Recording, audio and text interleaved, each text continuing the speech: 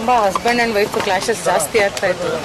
Question ಮಾಡಿದ್ದಕ್ಕೇನೆ ನಮ್ಮ ತಂದೆ ತಾಯಿ ನಾನು ಭಾಳ ಸಲ ಹಾಗೆ ಹೀಗೆ ನಿಮ್ಮ ಅಪ್ಪನ ಮನೆಗೆ ಹೋಗು ಅಂತ ತುಂಬ ಇದಾಗ್ತಾ ಇತ್ತು ಸರ್. ಸೊ ಹಾಗಾಗಿ ಮತ್ತೆ ಮನೆಯವ್ರು ದೊಡ್ಡವರೆಲ್ಲ ಕೂತಿ ಕಾಂಪ್ರೂವ್ ಮಾಡಿ ಮತ್ತೆ ಕಳಿಸಿದ್ರು.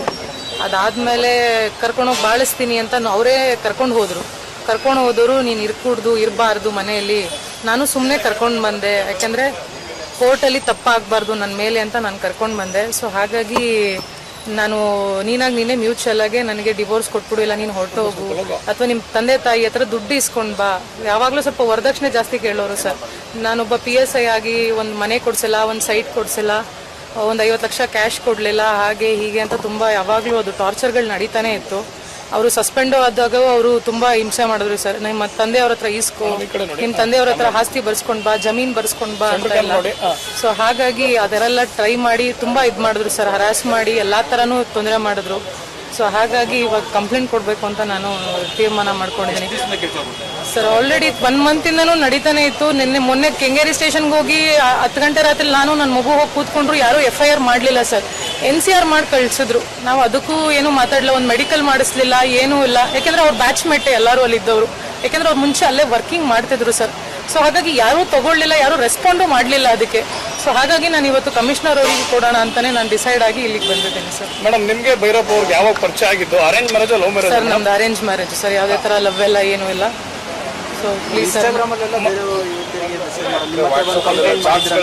ಹೌದು ಸರ್, ಯಾರಾದರೂ ಹುಡುಗಿರ ಜೊತೆಲ್ಲ ತುಂಬ ಅಫೇರ್ಸ್ಗಳೆಲ್ಲ ಸಿಕ್ಕಾಕೊಂಡು ಅದೆಲ್ಲ ಆಗಿ ನಾವು ಸುಮ್ಮನಾದ್ವಿ ಸರ್. ಬಟ್ ಆದರೆ ಇವತ್ತು ಸರಿ ಹೋಗ್ತಾರೆ, ನಾಳೆ ಸರಿ ಹೋಗ್ತಾರೆ ಅಂತ 5 ವರ್ಷದಿಂದ ನಾನು ಕಾದೆ, ಏನೋ ಅದು ಸರಿ ಹೋಗ್ಲಿಲ್ಲ ಸರ್. ಹಾಗಾಗಿ ಸರ್ ಅದೇ ನನ್ನ ಹೊಡೆದ್ಬಿಟ್ಟಿದ್ರು, ಚೆನ್ನಾಗಿ ಬಟ್ಟೆ ಎಲ್ಲ ಹರಿದು ರೋಡಿಗೆ ಕಳಿಸ್ಬಿಟ್ರು. ಭಾಳ ಸಲ ಹೋಗು ನೀನು ಆಚೆ ಫಸ್ಟು ಅಂತ ಎಲ್ಲ ಬಟ್ಟೆ ಎಲ್ಲ ಹರಿದು ಹೊಡೆದು ಅವ್ರ ಅಮ್ಮ ಮಗ ಇಬ್ರು ಸೇರಿ ಆಚೆ ಹಾಕಿದ್ರು. ಅವಾಗ ನಾನು ವಿಧಿ ಇಲ್ಲದೆ ಪೊಲೀಸ್ನವರಿಗೂ ಕಂಪ್ಲೇಂಟ್ ಮಾಡಿದೆ ಸರ್. 112ಗೂ ಕಾಲ್ ಮಾಡಿದೆ, ಯಾರೂ ರೆಸ್ಪಾಂಡ್ ಮಾಡಲಿಲ್ಲ.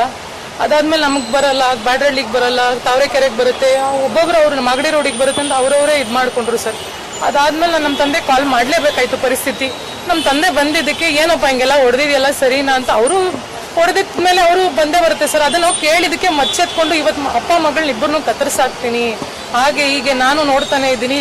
ಅವತ್ತಿಂದನೂ ಅಪ್ಪ ಮಗಳಿಬ್ರು ಒಪ್ಕೊಂತಾನೆ ಇಲ್ಲ, ನಾನು ಏನು ಹೇಳಿದ್ರು ನಿಮ್ಮಿಬ್ಬರು ನಾನು ಉಳಿಸೋದೇ ಇಲ್ಲ ಅಂತ ಮನೆ ಹತ್ರ ರೌಡಿಗಳನ್ನೆಲ್ಲ ಕರೆಸಿ ಒಂದು 20-30 ಜನನ ಆ ಥರ ಎಲ್ಲ ಮಾಡಿದ್ರು ಸರ್. ನಾ ಹೇಳೋದು, ನಾನು ನಮ್ಮ ತಂದೆ ನೋಡಿಲಿಕ್ಕೆ 20-30 ಜನ ರೌಡಿಗಳ ಅವಶ್ಯಕತೆ ಇರಲಿಲ್ಲ ಸರ್. ಒಬ್ಬ ಗಂಡಸಿಗೆ 5 ಜನ ಹೆಣ್ಮಕ್ಳು ನಿಂತ್ಕೊಂಡ್ರೆ ಸರಿ ಸಾಟಿಯಲ್ಲ, ನೀನು ಅಷ್ಟು ನನಗೆ ಹೊಡೆದಿರ ಅಲ್ಲಿ ನಿಲ್ಸಿದ್ಮೇಲೆ. ನಮ್ಮ ತಂದೆಗ ವಯಸ್ಸಾದವ್ರಿಗೂ ನೀನು ಮಚ್ಚೆತ್ಕೊಂಡೆಲ್ಲ ನಿಂತ್ಕೊಳ್ಳೋ ಇದು ಅಧಿಕಾರ ದುರುಪಯೋಗ ಸಿಕ್ಕಾಬಿಟ್ಟೆ. ಏನು ಮಾಡ್ಕೊಳಕ್ಕಾಗಲ್ಲ, ಏನು ಮಾಡ್ಕೊಂತೀರಾ, ನಾನು ಪೋಸ್ಟಲ್ಲಿದ್ದೀನಿ, ನೀವೇನು ಮಾಡ್ಕೊಳಕ್ಕಾಗಲ್ಲ. 10 ಜನನ ಕರೆಸಿ ಎತ್ತಿಸೋದು ನನಗೆ 5 ನಿಮಿಷದ ಕೆಲಸ. ತುಂಬಾ ಈ ತರ ಎಲ್ಲ ಯಾವಾಗ್ಲೂ ಟಾರ್ಚರ್ ಮಾಡ್ತಾನೆ ಇದು ಸರ್. ಮದುವೆಯಾಗಿ ಎಷ್ಟು ವರ್ಷ ಆಯ್ತು ಮೇಡಮ್? ಮತ್ತೆ ಮದುವೆ ಟೈಮಲ್ಲಿ ಅರೇಂಜ್ ಮ್ಯಾರೇಜ್ ಏನೆಲ್ಲ ಕೊಟ್ಟಿದ್ರು ಮೇಡಮ್? ಮದುವೆ ಟೈಮಲ್ಲಿ ಹಸ್ಬೆಂಡ್ಗೆ ಮದುವೆ ಟೈಮಲ್ಲಿ ಅವ್ರು ಬಂದು ಕೇಳಿದಾಗ ಏನು ಇಸ್ಕೊಳ್ಳಿಲ್ಲ ಸರ್. ಏನಂದ್ರೆ ಏನೂ ಬೇಡ, ನಂಗೆ ಹೆಣ್ಣು ಕೊಡಿ ಸಾಕು, ನಂಗೆ ಬೇರೆ ಏನು ಬೇಡ. ಅದಕ್ಕೆ ನಮ್ಮ ತಂದೆ ತಾಯಿ ಮದುವೆ ಮಾಡಿಕೊಟ್ರು ಜೋರಾಗೆ. ಅವರು ಕೈಲಾದಷ್ಟು ಒಡವೆ ಇದು ಎಲ್ಲ ಕೊಡಿಸಿದ್ರು.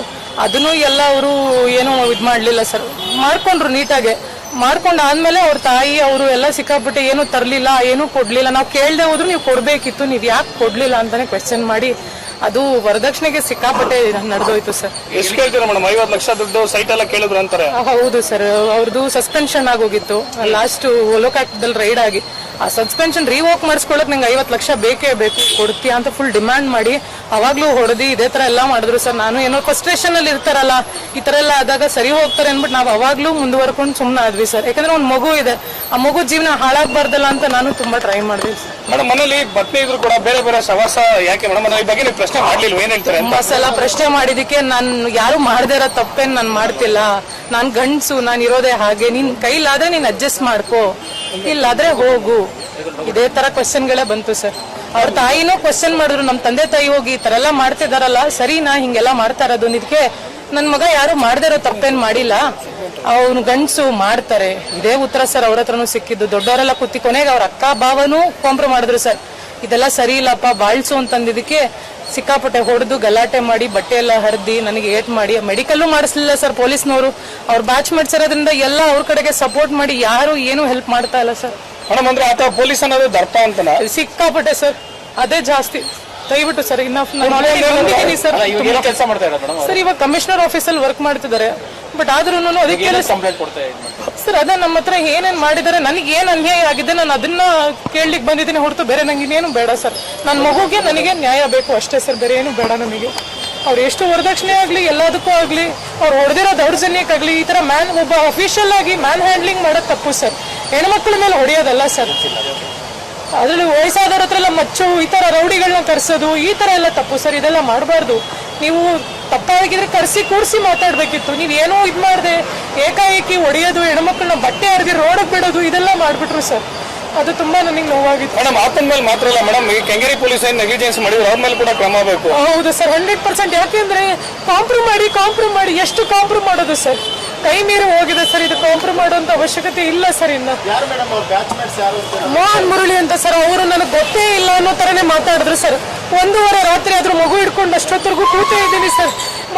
ಮಾಡ್ತೀನಿ ಅಂತ ಅಂದ್ಬಿಟ್ಟು ಕೊನೆಗೆ NCR ಮಾಡೇ ಕಳ್ಸಿಬಿಟ್ರು ಸರ್. ಮೆಡಿಕಲ್ ಮಾಡಿಸಿ ಅಂತ ಕೇಳಿದಕ್ಕೂ ಇಲ್ಲ, ಬೆಳಗ್ಗೆ ಬನ್ನಿ ನೋಡೋಣ, ಆಗತ್ತೆ ಈಗಾಗಲ್ಲ ಅಂತ ಅವ್ರಿಗೆ ಫೋನ್ ಮಾಡಿ ಅವರಿಗೆಲ್ಲ ವಿಚಾರಗಳು ತಲುಪಿಸಿದ್ದಾರೆ. ಆತ ಕೂಡ ಪೊಲೀಸ್ ಅಂದ್ಬಿಟ್ಟು ಅದಕ್ಕೆ ಸಪೋರ್ಟ್ ಆಗಿ ನಿಂತಿದ್ದಾರೆ. ಹೌದು ಸರ್, ಅವರಿಬ್ರು ಒಟ್ಟಿಗೆ ಸಸ್ಪೆಂಡ್ ಆಗಿದ್ದು ಸರ್ ಅವಾಗ ಲೋಕಾಯುಕ್ತ ಕೇಸಲ್ಲಿ. ಸೊ ಅವರಿಬ್ರು ಫ್ರೆಂಡ್ಸು, ಹಾಗಾಗಿ ಅವರು ಒಬ್ರನ್ನೊಬ್ರು ಬಿಟ್ಕೊಡ್ಲಿಲ್ಲ ಸರ್. ಏನ್ ಹೇಳ್ತೀರಮ್ಮ, ಏನಾಗ್ಬೇಕು ಆಕ್ಷನ್ ಅಂತ? ಸರ್ ನನ್ಗೇನಲ್ಲ, ಏನಿದೆ ಅವ್ರು ಏನೇನು ಅನ್ಯಾಯಗಳು ಮಾಡ್ತಿದ್ದಾರೆ, ಒಂದಲ್ಲ ಎರಡಲ್ಲ, ಈ ತರ ಮಾಡಿರೋದು ಬಹಳಷ್ಟಿದೆ, ಹೇಳ್ಕೊಳ್ಲಿಕ್ಕೆ ಆಗ್ದಿರೋದು. ಏನೋ ಒಂದೋ ಎರಡೋ ತಪ್ಪು ಅಂದ್ರೆ ಸಹಿಸ್ಕೊಳ್ಬಹುದು, ಬಟ್ ಆದ್ರೆ ಇದು ಕೈ ಮೀರಿ ಹೆವಿ ಆಗೋಗಿದೆ ಸರ್. ಅಧಿಕಾರದ ದರ್ಪ ಯಾರಿಗೂ ಬೇಡ ಸರ್. ನೀವು ಅಧಿಕಾರಿ ಆದ್ರೆ ನಮ್ಮ ಸೇವೆ ಮಾಡಕ್ಕಿರೋದು, ಪಬ್ಲಿಕ್ ಸೇವೆ ಮಾಡ್ಲಿಕ್ಕೆ. ಅದು ಬಿಟ್ಬಿಟ್ಟು ಪಬ್ಲಿಕ್ ಮೇಲೆ ದೌರ್ಜನ್ಯ ಮಾಡಿ ಹೊಡೆಯೋದು ಬಡಿಯೋದು, ಸಿಕ್ದ ಮಾತು ಮುಂಚೆ ಮಚ್ಚು ಅದು ಇದು ಎತ್ಕೊಂಡ್ ಬರ್ತಾರೆ ಸರ್. ಯಾವಾಗ ನೋಡಿದ್ರು ಏನ್ ಮಾಡ್ಕೊಂತೀರಾ,